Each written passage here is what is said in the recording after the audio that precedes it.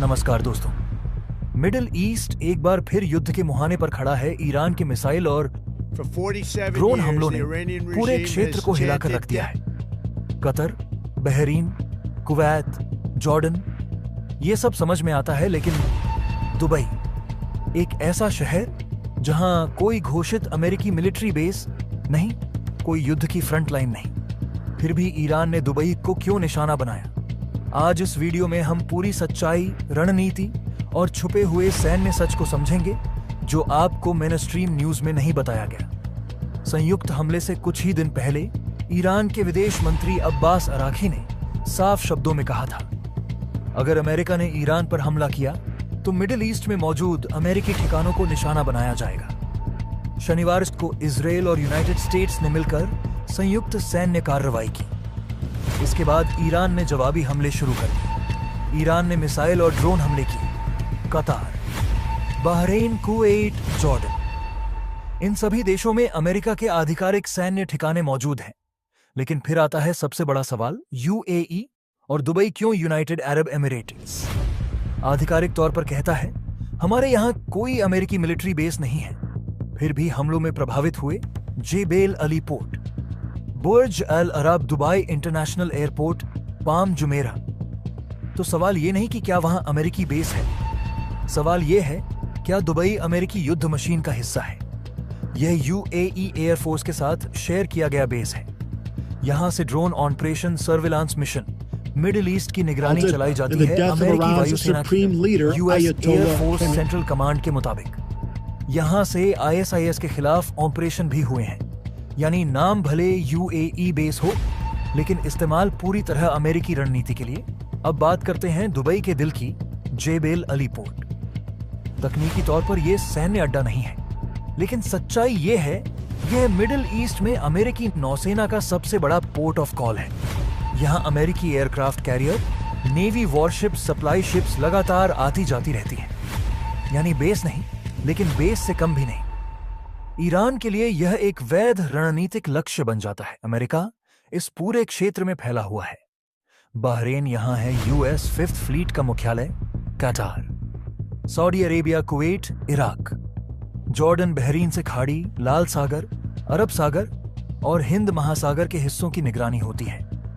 Dubai में America का military base नहीं, फिर भी वहां ईरान ने क्यों किया हमला? समझिए, असली वजह इजराइल और अमेरिका के संयुक्त हमले से कुछ दिन पहले ही ईरान के विदेश मंत्री अब्बास अराघची ने साफ कहा था कि अगर अमेरिका उस पर हमला करता है तो मिडिल ईस्ट में मौजूद अमेरिकी ठिकानों को निशाना बनाया जाएगा। शनिवार को जब संयुक्त सैन्य कार्रवाई हुई तो ईरान ने जवाबी हमले शुरू कर दिए। कतर, बहरीन, जॉर्डन और कुवैत में हमले किए गए। इन सभी देशों में अमेरिकी सैन्य ठिकाने मौजूद हैं। लेकिन दुबई पर हमले ने सबको चौंका दिया, क्योंकि वहां कोई अमेरिकी सैन्य ठिकाना नहीं है।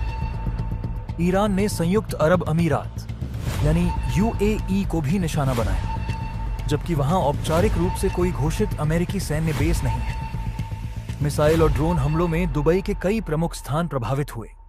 इनमें जेबेल अली पोर्ट, जुमेराह इलाके का पाल के आकार वाला बुर्ज Al Arab hotel, Dubai international airport और पाम जुमेराह शामिल हैं। यूएई में बेशक आधिकारिक अमेरिकी सैन्य अड्डा नहीं है, लेकिन वह क्षेत्र में अमेरिकी अभियानों को अहम सुविधाएं देता है। अल धाफरा एयर बेस की भूमिका।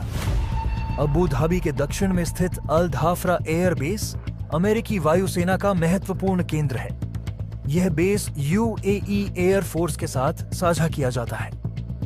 अमेरिकी एयर फोर्स सेंट्रल कमांड के मुताबिक यहां से इस्लामिक स्टेट के खिलाफ अभियान चलाए गए हैं और पूरे क्षेत्र में निगरानी मिशन संचालित किए जाते हैं। जेबेल अली पोर्ट क्यों अहम है? दुबई का जेबेल अली पोर्ट भले ही आधिकारिक सैन्य बेस नहीं है, लेकिन यह मिडिल ईस्ट में अमेरिकी नौसेना का सबसे बड़ा पोर्ट ऑफ कॉल है। यहां अक्सर अमेरिकी एयरक्राफ्ट कैरियर और अन्य नौसैनिक जहाज आते जाते रहते हैं। यही वजह है कि इसे रणनीतिक रूप से अहम माना जाता है। मिडिल ईस्ट में कहां तक है अमेरिकी ठिकाने? America Bahrain, Qatar, Kuwait, Saudi Arabia, Jordan और इराक में सैन्य ठिकाने ऑन ऑपरेट करता है। बहरीन में अमेरिकी नौसेना के 5th फ्लीट का मुख्यालय है। यह खाड़ी, लाल सागर, अरब सागर और हिंद महासागर के कुछ हिस्सों में सैन्य संचालन की निगरानी करता है। कतर की राजधानी दोहा के बाहर लगभग 24 हेक्टेयर क्षेत्र में फैला अल उदैद एयर बेस आधुनिक वैश्विक सैन्य ढांचे का एक अत्यंत महत्वपूर्ण स्तंभ माना जाता है, क्योंकि यही अमेरिकी यूएस सेंट्रल कमांड का अग्रिम मुख्यालय है, जहां से पश्चिम में मिस्र से लेकर उत्तर पूर्व में कजाकिस्तान तक फैले विशाल क्षेत्र में सैन्य अभियानों की योजना, निगरानी और संचालन किया जाता है। इस बेस पर लगभग 10,000 अमेरिकी और सहयोगी सैनिक तैनात रहते हैं। अत्याधुनिक runway, command and control centre, drone operation सुविधाएं और लॉजिस्टिक हब इसे न केवल मिडिल ईस्ट बल्कि पूरी दुनिया में अमेरिका का सबसे बड़ा और रणनीतिक सैन्य ठिकाना बनाते हैं। यही कारण है कि अफगानिस्तान, इराक, सीरिया और खाड़ी क्षेत्र से जुड़े अधिकांश हवाई अभियानों की रीढ़ यही बेस रहा है। इसी व्यापक क्षेत्रीय सैन्य ढांचे के तहत खाड़ी में ही स्थित कुवैत अमेरिका के लिए एक और अहम साझेदार देश है, जहां कैंप अरीफजान को अमेरिकी आर्मी सेंट्रल के अग्रिम मुख्यालय के रूप में विकसित किया गया है। यह बेस थल सेना की कमान, प्रशिक्षण, सप्लाई चेन और क्षेत्रीय तालमेल का प्रमुख केंद्र है, जबकि कुवैत का ही अली अल सलेम एयरबेस, जो इराक सीमा से लगभग 40 किलोमीटर दूर स्थित है, हवाई अभियानों, ट्रांसपोर्ट विमानों और निगरानी मिशनों के लिए अत्यंत महत्वपूर्ण माना जाता है। 2003 के इराक युद्ध के दौरान स्थापित कैंप ब्यूहरिंग ने तो अमेरिकी सैन्य इतिहास में एक विशेष भूमिका निभाई, क्योंकि यही कैंप इराक और सीरिया में तैनाती से पहले अमेरिकी सैनिकों के लिए स्टेजिंग पॉइंट बना, जहां से हजारों सैनिकों और भारी सैन्य उपकरणों को आगे के मोर्चों पर भेजा गया। इस पूरे ढांचे का उद्देश्य केवल युद्ध लड़ना नहीं, बल्कि पूरे क्षेत्र में अमेरिकी प्रभाव, आपूर्ति और त्वरित प्रतिक्रिया क्षमता को बनाए रखना रहा है। इराक के भीतर अमेरिकी मौजूदगी की बात करें तो पश्चिमी इराक के अनबार प्रांत में स्थित ऐन अल असद एयर बेस अमेरिकी उपस्थिति का एक बड़ा केंद्र है, जहां से इराकी सुरक्षा बलों को प्रशिक्षण, खुफिया जानकारी और हवाई समर्थन दिया जाता है। साथ ही यह नाटो मिशन के अंतर्गत भी कार्य करता है। इस बेस का नाम 2020 में उस समय वैश्विक सुर्खियों में आया जब ईरान ने यहां मिसाइल हमला किया। यह हमला उस अमेरिकी ड्रोन स्ट्राइक के जवाब में था जिसमें ईरानी रिवॉल्यूशनरी गार्ड के वरिष्ठ जनरल कासिम सुलेमानी की मौत हुई थी, और उस घटना ने ईरान तथा अमेरिका के बीच तनाव को चरम पर पहुंचा दिया।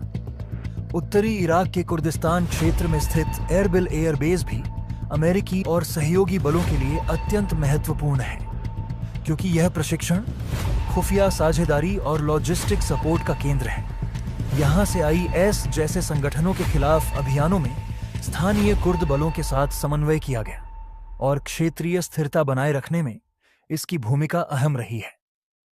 खाड़ी और लेवेंट क्षेत्र से आगे बढ़ें तो सऊदी अरब में भी अमेरिकी सैनिकों की सीमित लेकिन रणनीतिक तैनाती है, जो मुख्यतः वायु रक्षा, प्रशिक्षण और क्षेत्रीय सुरक्षा सहयोग पर केंद्रित है, खासकर ईरान से उत्पन्न खतरों और यमन संघर्ष के संदर्भ में। वहीं जॉर्डन अमेरिका का एक और भरोसेमंद साझेदार है, जहां अमेरिकी बल संयुक्त अभ्यास, सीमा सुरक्षा और सीरिया इराक क्षेत्र से जुड़े अभियानों के लिए मौजूद रहते हैं।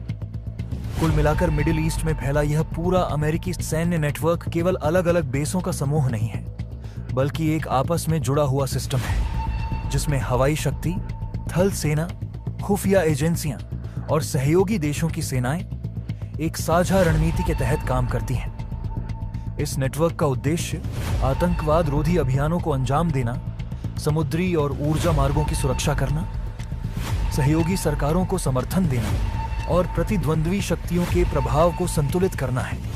हालांकि इस व्यापक सैन्य मौजूदगी को लेकर क्षेत्र में विरोध, राजनीतिक बहस और सुरक्षा जोखिम भी लगातार बने रहते हैं।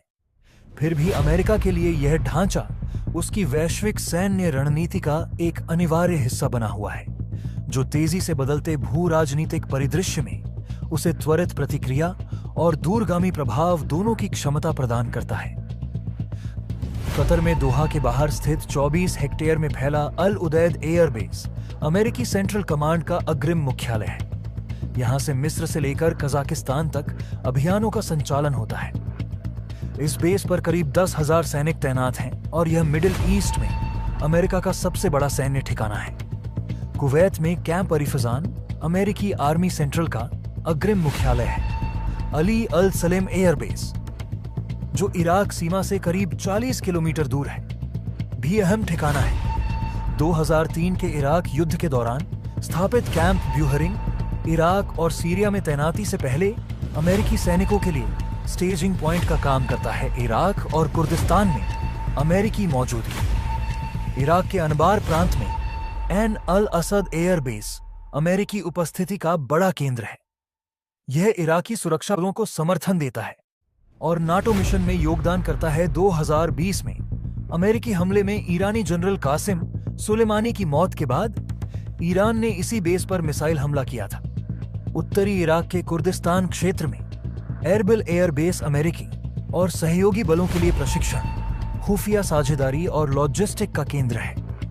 सऊदी अरब और जॉर्डन में तैनाती। सऊदी अरब में भी अमेरिकी सैनिक तैनात हैं। 2024 में व्हाइट हाउस द्वारा जारी जानकारी के अनुसार वहां 2321 अमेरिकी सैनिक मौजूद हैं। इनमें से कुछ रियाद से लगभग 60 किलोमीटर दक्षिण में स्थित प्रिंस सुल्तान एयर बेस पर तैनात है। यह base patriot missile system, terminal high altitude area defence system और अमेरिकी सैन्य विमानों के संचालन को समर्थन देता है। जॉर्डन में अम्मान से लगभग 100 किलोमीटर उत्तर पूर्व में स्थित मुवाफाक अल सल्ती एयरबेस अमेरिकी एयर फोर्स सेंट्रल की 332वीं एयर एक्सपेडिशनरी विंग का ठिकाना है। यहां से लेवांत क्षेत्र में मिशन संचालित किए जाते हैं। कुल मिलाकर ईरान का जवाबी हमला केवल प्रतिशोध नहीं था, उसने उन सभी ठिकानों और सुविधाओं को निशाना बनाया जिन्हें वह अमेरिकी सैन्य ढांचे का हिस्सा मानता है, भले ही वे औपचारिक सैन्य अड्डे न हों। मिडिल ईस्ट की रेत में उस रात कुछ अलग था। हवा में सिर्फ गर्मी नहीं, बल्कि आने वाले तूफान की आहट थी। जब इजरायल और अमेरिका की संयुक्त सैन्य कार्रवाई की खबरें सामने आईं, तो दुनिया की निगाहें स्वाभाविक रूप से ईरान पर टिक गईं। कुछ ही दिन पहले ईरान के विदेश मंत्री अब्बास अरागची ने चेतावनी दी थी कि अगर अमेरिका ने हमला किया तो जवाब सिर्फ बयानबाजी तक सीमित नहीं रहेगा। यह चेतावनी किसी राजनयिक औपचारिकता जैसी नहीं थी, बल्कि एक ठंडी और सधी हुई धमकी थी। मिडिल ईस्ट में मौजूद अमेरिकी हित अब सुरक्षित नहीं रहेंगे। जब जवाबी कार्रवाइयों की खबरें आईं और कतर, बहरीन, कुवैत और जॉर्डन जैसे देशों के नाम सामने आए, तो किसी को हैरानी नहीं हुई। इन सभी जगहों पर अमेरिका के घोषित सैन्य ठिकाने हैं। लेकिन कहानी ने असली मोड़ तब लिया जब फुसफुसाहटों में एक और नाम उभरा, दुबई। दुबई, एक ऐसा शहर जिसे दुनिया युद्ध से ज्यादा व्यापार, टूरिज्म और चमक दमक से जोड़ती है। ऐसा शहर जहां गगनचुंबी इमारतें हथियारों से ज्यादा ऊंची दिखाई देती हैं और बंदरगाहों पर कंटेनर जहाज खड़े होते हैं। युद्धपोत नहीं। यहीं से सस्पेंस शुरू होता है। सवाल सीधा था, जब दुबई में कोई घोषित अमेरिकी मिलिट्री बेस नहीं है, तो फिर इसे निशाने पर क्यों लिया गया?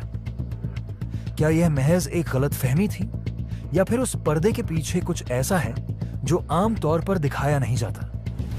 आधिकारिक रिकॉर्ड यही कहते हैं कि संयुक्त अरब अमीरात में कोई घोषित अमेरिकी सैन्य अड्डा नहीं है, लेकिन मिडिल ईस्ट की राजनीति में घोषित और मौजूद के बीच की दूरी अक्सर बहुत कम होती है।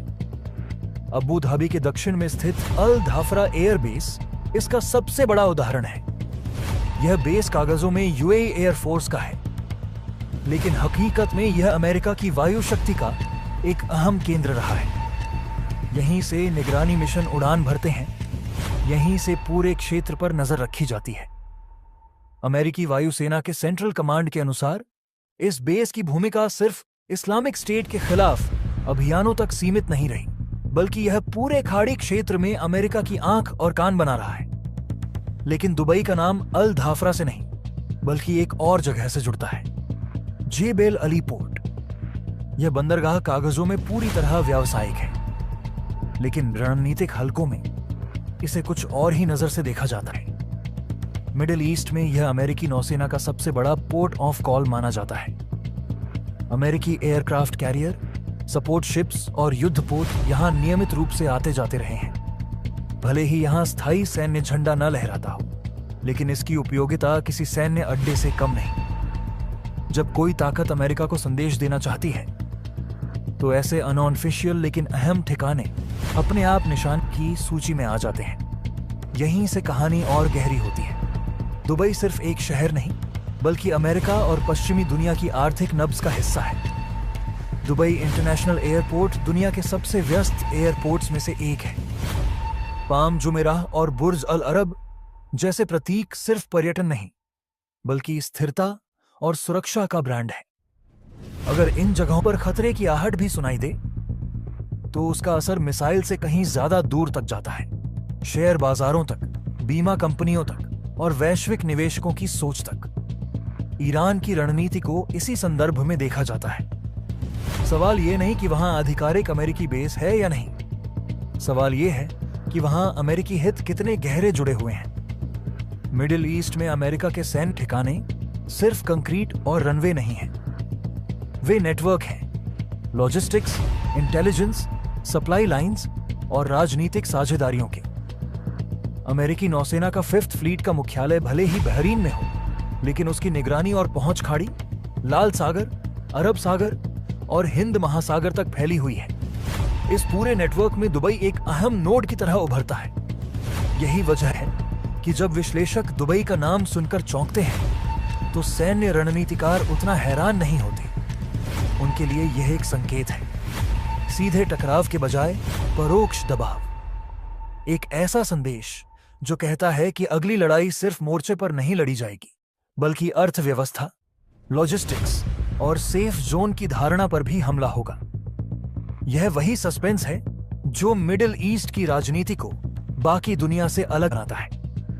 यहां हर चुप्पी में धमकी छुपी होती है और हर व्यावसायिक बंदरगाह के पीछे रणनीतिक नक्शा। अंत में सवाल अब भी हवा में तैर रहा है, क्या दुबई वाकई निशाना था या यह सिर्फ एक मनोवैज्ञानिक चाल? क्या यह आने वाले बड़े टकराव की ट्रेलर मात्र है या फिर एक चेतावनी कि अगली बार रेखाएं और धुंधली होंगी? मिडिल ईस्ट में सच्चाई अक्सर आधिकारिक बयानों से नहीं, बल्कि उन जगहों से झलकती है जहां कैमरे कम और हित ज्यादा होते हैं। और शायद यही वजह है कि दुबई की कहानी सिर्फ एक शहर की नहीं, बल्कि उस अदृश्य जंग की है जहां बेस घोषित नहीं होते, बस इस्तेमाल किए जाते हैं। अब सबसे बड़ा सवाल, क्या यह संघर्ष यहीं रुकेगा या मिडिल ईस्ट एक बड़े युद्ध की ओर बढ़ रहा है? दुबई पर हमला सिर्फ एक मिसाइल स्ट्राइक नहीं था, यह एक राजनीतिक चेतावनी, एक सैन्य संकेत और एक भू राजनीतिक अलार्म था। आप क्या सोचते हैं? क्या यूएई को इस युद्ध से दूरी बना लेनी चाहिए थी? कमेंट में अपनी राय जरूर लिखिए और ऐसे ही डीप एनालिसिस के लिए चैनल को सब्सक्राइब करना मत भूलिए।